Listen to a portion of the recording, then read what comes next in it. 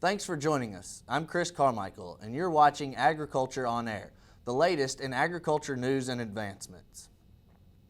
These days, crop insurance is used widely by farmers. However, farmers are always looking to cut costs. Is crop insurance the area where they should be cutting costs?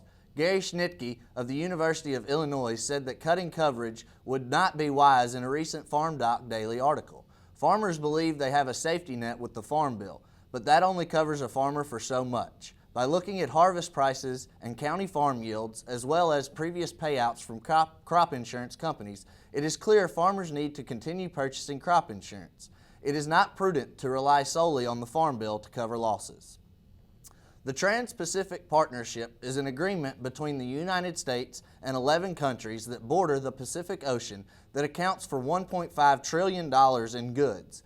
It's an agreement between these countries for better trade negotiations in the Pacific Ocean area. However, the agreement does not include China, which is a potential sign of strategy against the Chinese government. This agreement removes tariffs on goods and services and sets common trade quotas for the Pacific region. This is beneficial for farmers because of the potential increases of exports in the area. There's a new crop Tennessee farmers might consider, and it seems to do well in all parts of the state.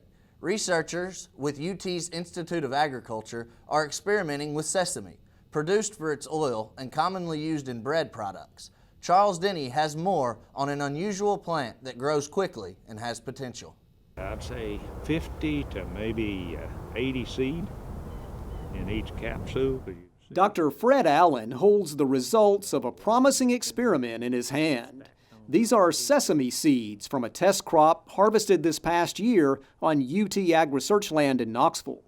Allen is a plant scientist and is studying yield and variety results for this potential new crop for Tennessee farmers. And so if we can get another crop, an alternative crop that we can grow on some acres with less water and less fertility, then that gives our farmers another option, and a good option, we would hope.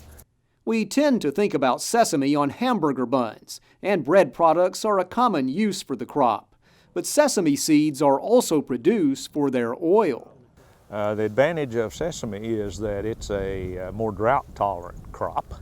It's grown a lot in Asia and the Middle East, and it's a very popular cooking oil. The seed are about 50% oil.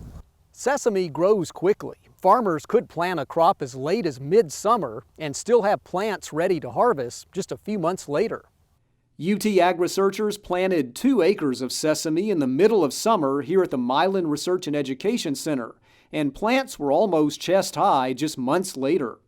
Sesame only needs about 1/4 the amount of water required for a corn crop and about half the water needed for cotton. Chris Bridges is recording yield results about the crop. We're learning a lot about how to fertilize it, how to control weeds in it, and certainly we've got a lot to learn about how to harvest it.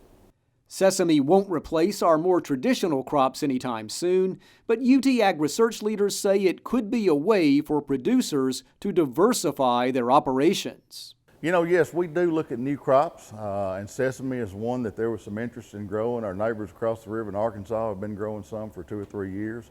And so we're evaluating some varieties, seeing if we can grow it in West Tennessee, kind of what the cultural practices are. UT Ag Research grew sesame in all 3 regions of Tennessee this past year, and results were encouraging. Now, if Tennessee farmers are interested, there's available information about sesame, a crop that could be an option for the future. This is Charles Denny reporting. The U.S. produces about 750,000 acres of sesame every year. Most of that comes from states like Texas and Oklahoma. Pick Tennessee Products will be holding their first Pick Tennessee conference this Friday, Saturday, and Sunday in Knoxville. The conference will consist of several general sessions, agricultural workshops, and a trade show. The trade show will open Friday at 8 a.m. and close at 5 p.m. Exhibitors will include DuPont Crop Protection, H&H Farm Machinery Company, and Tennessee Farmers Co-op. Workshops will cover a broad range of topics such as agritourism, farmers market details, and growing organic.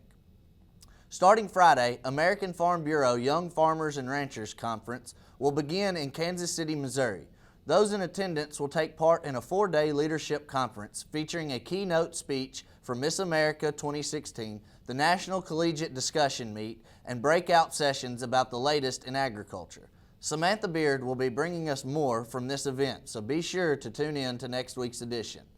That wraps up this edition of Agriculture on Air. Thanks for watching.